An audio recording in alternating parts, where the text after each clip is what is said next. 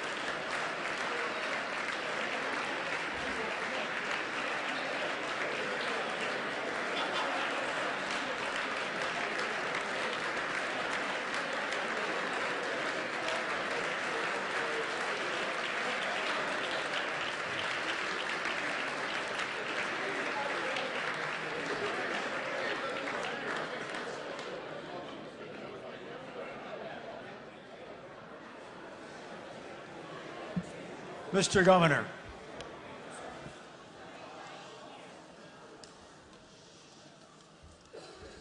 Thank you. Good afternoon. President Cullerton, Speaker Madigan, Leader Radogno, Leader Durkin, Lieutenant Governor Sanguinetti, Attorney General Madigan, Secretary White, Comptroller Munger, Treasurer Freyricks, members of the General Assembly, thank you all for your service.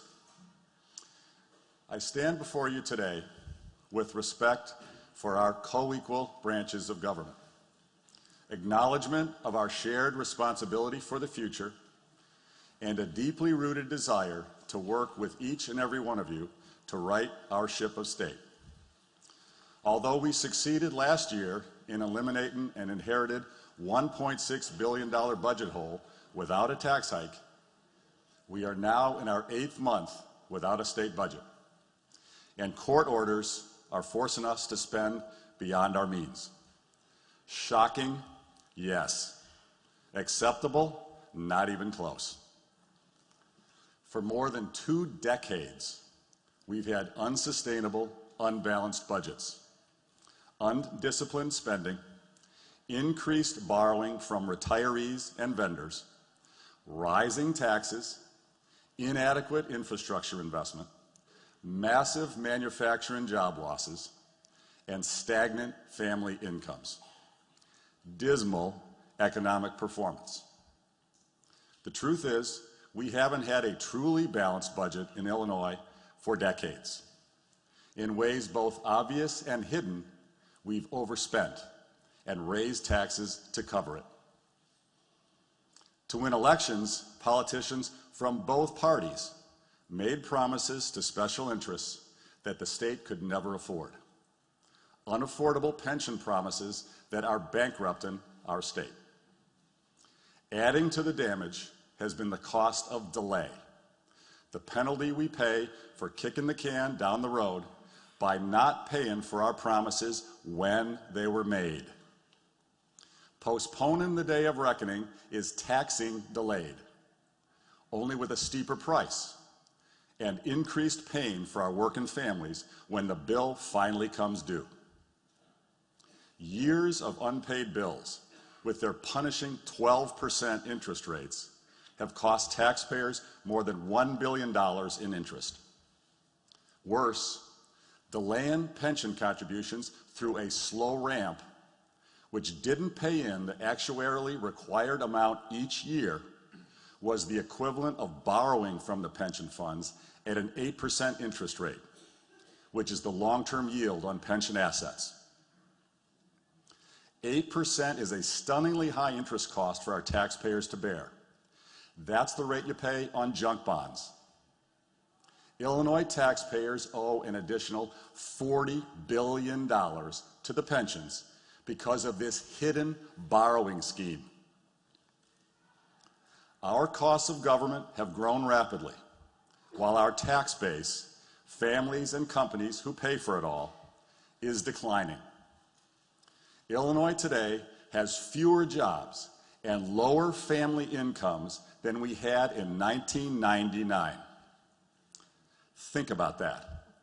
Absolutely shocking. Unacceptable. Our people deserve so much better.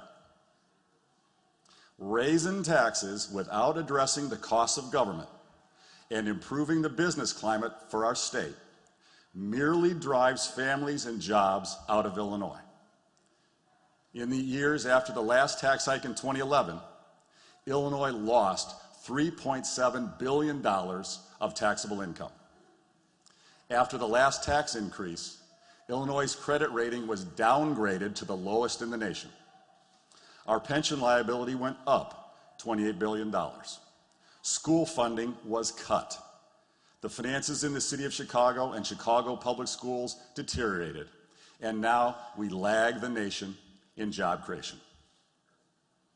That experience showed us that a tax hike by itself is just part of an endless cycle of increased spending, borrowing, and higher taxes. A cycle that drives people and jobs out of Illinois. We have to break out of this downward cycle and build a positive cycle of cost savings and job growth. We must look beyond annual savings and focus on changing long-term trajectories.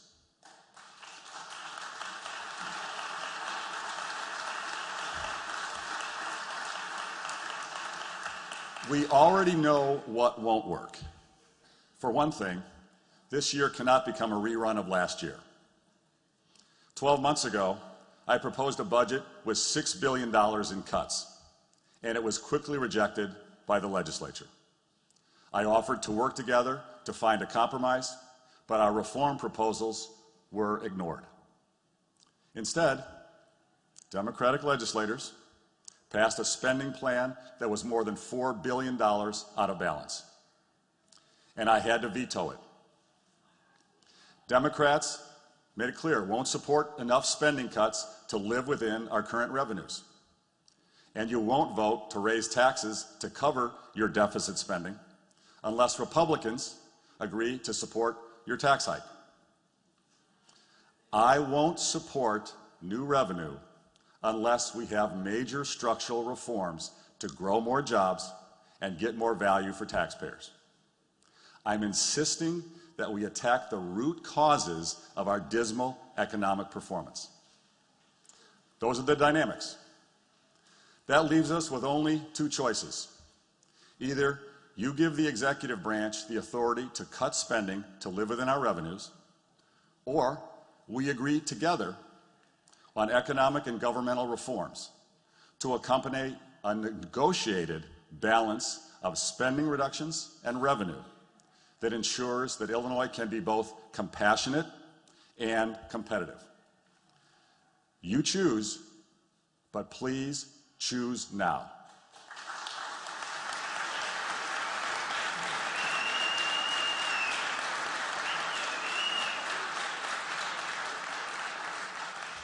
Let's stop wasting time by voting on spending bills you know must be vetoed, and then doing it again and again and again.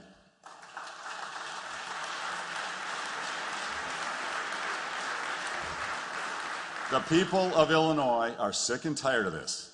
They want us to work together, not watch another pointless cycle of votes and vetoes. The people have been waiting long enough. I stand ready to negotiate with each and every one of you, 24 hours a day, 7 days a week. The people of Illinois want action. The time to act is now.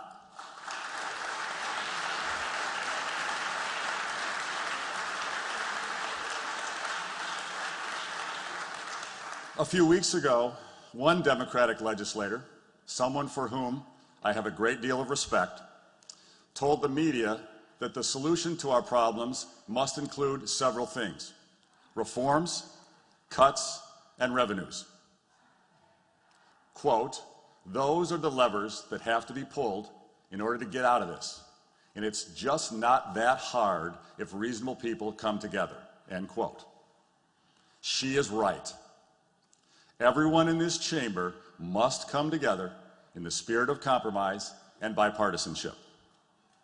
Let's work together to enact a bipartisan, balanced budget with a mix of reforms, cost reductions, and revenue, just as that Democratic lawmaker suggested.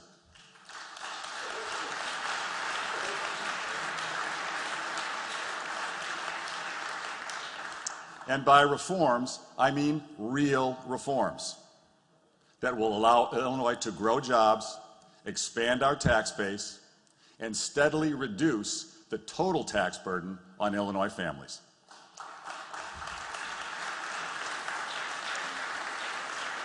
The reforms we've put forward would make our government more efficient and save taxpayers money. We've introduced procurement reform to save $500 million in the coming fiscal year alone. We've begun the work to sell the Thompson Center and save hundreds of millions of dollars. And we are negotiating a new labor contract that is fair to both state employees and taxpayers to save hundreds of millions of dollars this year and $3 billion over the next 3 years. Since last spring, we've been bargaining in good faith with all of the public sector unions whose members serve in state government. We are negotiating on behalf of taxpayers who pay their salaries. We're negotiating on behalf of school children, the vulnerable, the elderly whose services depend on taxpayer funds. I am negotiating for all of them.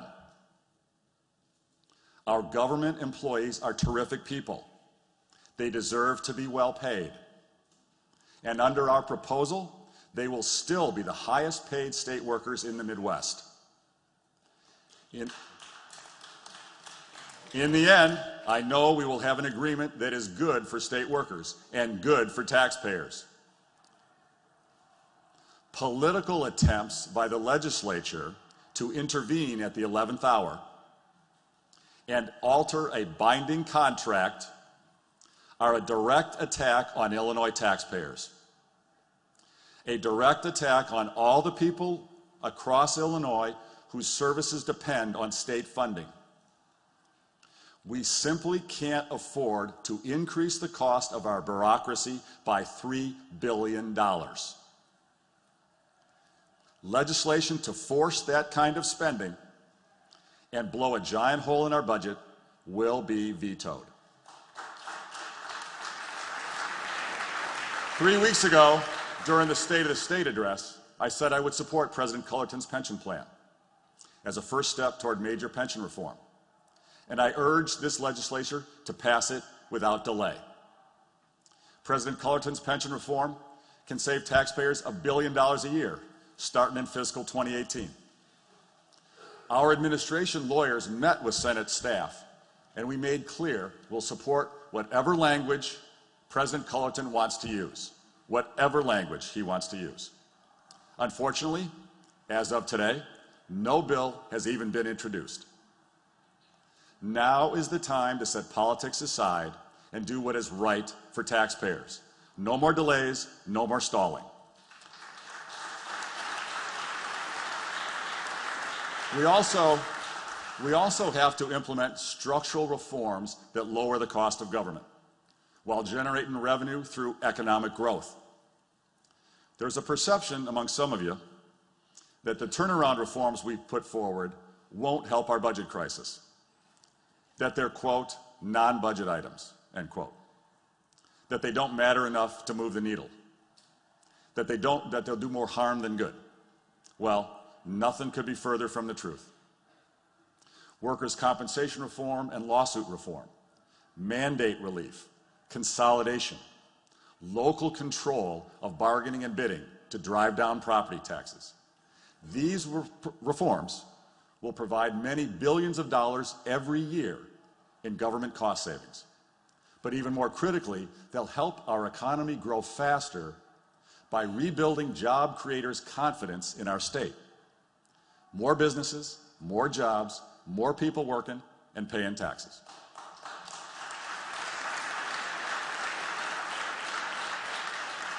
Right now, middle-class families face crushing property tax burdens.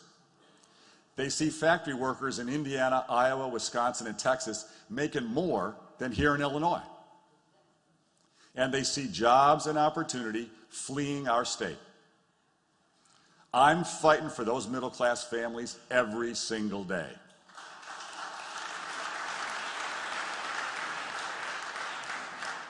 To create jobs and raise incomes, we've got to change our state's reputation as being hostile to business.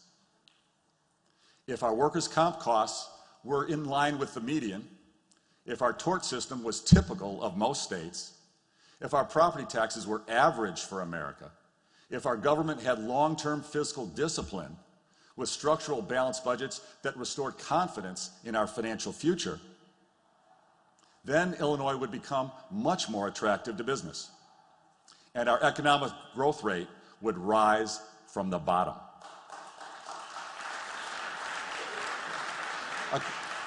According to the Illinois Department of Revenue, if our state's economy had just grown at the national average, which shouldn't be that hard for us, if we'd just grown at the national average over the last 15 years, we would have generated $19 billion more additional revenue, even without the 2011 tax hike. Think about that. Just think about that. Today, we'd have no bill backlog with $1 billion of interest payments, no budget crisis, and billions more for our schools, our human services, and our infrastructure. The true solution to fixing our budgets is to raise revenue by expanding our tax base and growing our economy, not by raising taxes and driving more jobs and families out of our state.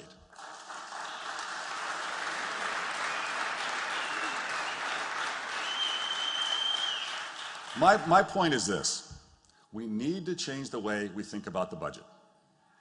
This isn't a binary choice between program cuts and revenue increases. This is about economic growth and opportunity, a more efficient government with more value for taxpayers, a better future for everyone in Illinois.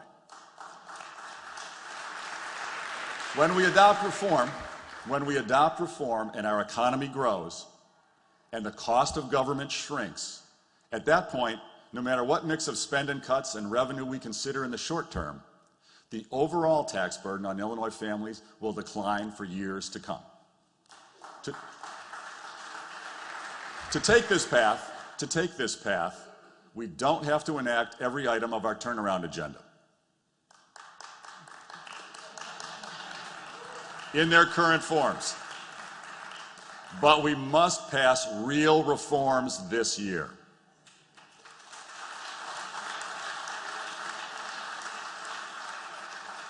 The savings for taxpayers from our turnaround reforms would increase over time and could be many billions of dollars a year, potentially much larger than our current annual deficit. Even if we only implemented a portion of our recommendations, in a few years we'd have a balanced budget without a tax hike, and we'd have billions of dollars in surplus funds to invest in our schools, our human services, and our infrastructure. We'd be putting a priority on the next generation, not the next election. Let's commit today to working together to enact a reform agenda alongside a responsible, compassionate budget that together forms a sensible, long-term financial future for our beloved state. For a year now, I've believed with all my heart that this common-sense approach could win majorities in both the House and Senate if everyone was willing to compromise. But as elected officials, you have to deal with political realities: primary elections, special interests, campaign supporters. If in the end you won't compromise on the reforms we've proposed, and if you're unwilling to work with us to enact a balanced budget with a mix of reform, cost reductions, and revenue, we must still fulfill our shared responsibility to enact a balanced budget. No reform means we cannot, in good conscience, raise taxes on the hardworking families of Illinois. Instead, cuts will have to be made. If that becomes necessary, I would ask the legislature to work with us to make these tough decisions. If you're not willing to do that, then give the executive branch the flexibility to reallocate resources and make reductions to state spending as necessary. The Unbalanced Budget Response Act would put everything on the table to help us balance our budget. Everything except funding for early childhood education and general state aid to our schools. To balance the budget without reform, we'll have to take a microscope to every other category of state spending. You've given emergency budget authority to governors in the past. Other states have too. And no one can dispute that we have an emergency on our hands. It's not my preferred course of action. It wouldn't solve our long-term challenges, but it would, at the very least, allow us to stop digging the hole deeper. No matter which of these paths you choose, we must make the education of our children our top priority.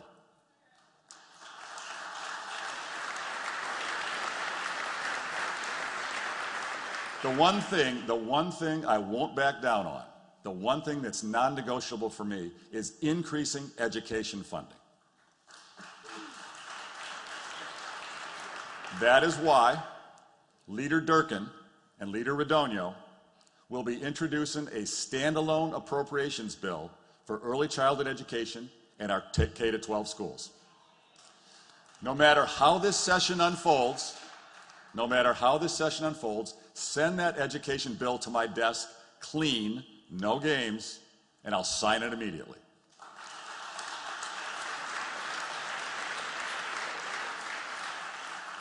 The greatest investment we can make as a community is in our children. And the earlier we begin, the bigger the return. That is why our budget for early childhood education increases state support by $75 million, a nearly 25% increase.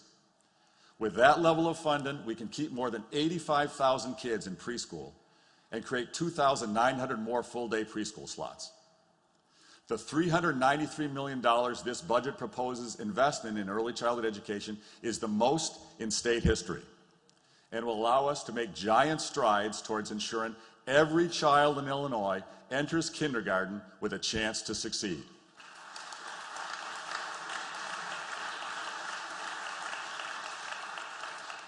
We have a new executive director at the Governor's Office of Early Childhood Development, Kelly Washington, and I want to recognize her presence here today. Thank you, Kelly.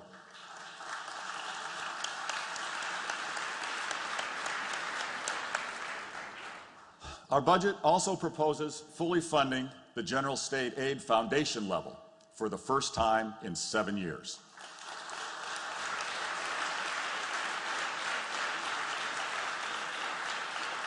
This will mark the most state money we've ever invested in our school funding formula and eliminate the need for any proration, a practice that has forced teachers, administrators, and school boards to make cuts that negatively impact our kids. We must fully fund this foundation level as a first step towards reforming our school funding formula. Our current formula doesn't meet the needs of our children. Past attempts to fix the formula didn't work because they pitted communities against each other. This year, we're already seeing this cynical strategy being deployed. After years of financial mismanagement, our largest school system is threatening a lawsuit against the state. Such a course could set back funding formula reform for years to come and ignores reality. Not only did Chicago Public Schools ask for the current arrangement, they are benefiting from a special deal. CPS receives an extra $600 million more every year than school districts with similar student demographics. Any school funding reform proposal that involves taking money from one school district and giving it to another is doomed to fail. To achieve formula changes, we must increase state support for education so that no community has state funding taken away as part of reform. I pledge to work with you on this issue to find a bipartisan way forward. But nothing should delay the General Assembly from funding early childhood education and K-12 schools for the coming fiscal year. I restate my request. Send me that appropriations bill right away. Clean, no games, to give our school children, our parents, and our teachers the security of knowing that education is our top priority.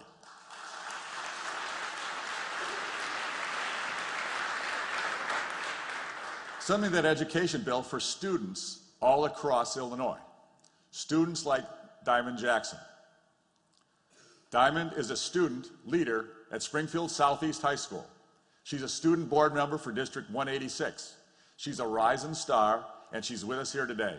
Thank you for joining us here, Diamond.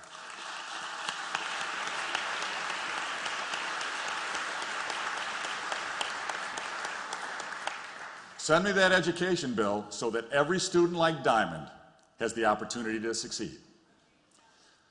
Send me that bill for teachers around the state, like Kim Thomas from Peoria. Kim is the 2016 Illinois Teacher of the Year, and she's with us here today. Kim, thanks for all you do.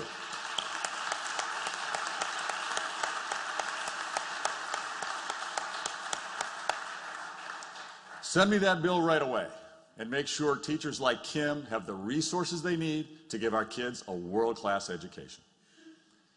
Ladies and gentlemen, the paths before us are well defined. Now it's time to choose. With my hand outstretched, with a genuine desire to compromise, with respect, I humbly ask you to join me in transforming our state for the better. Turnarounds are about changing direction, from loss to growth, from decline to expansion, from deficit to surplus, for the economy, for jobs, for taxpayers, for our children, for our future. Right now, we're headed in the wrong direction, and we have been for a long time.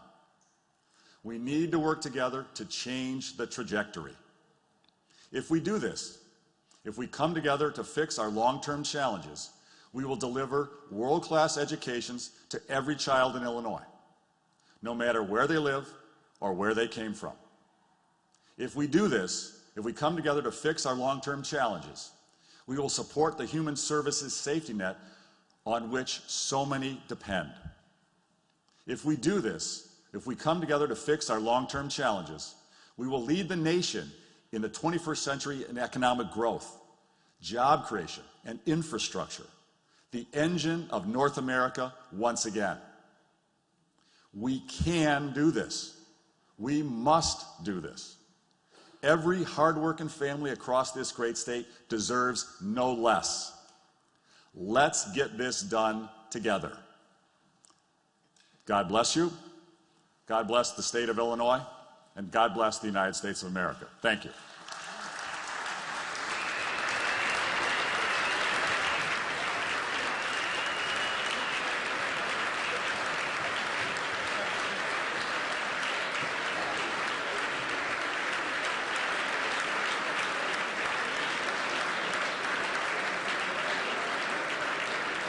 Will the Committee of Escort please come forward to escort the Governor from the chamber?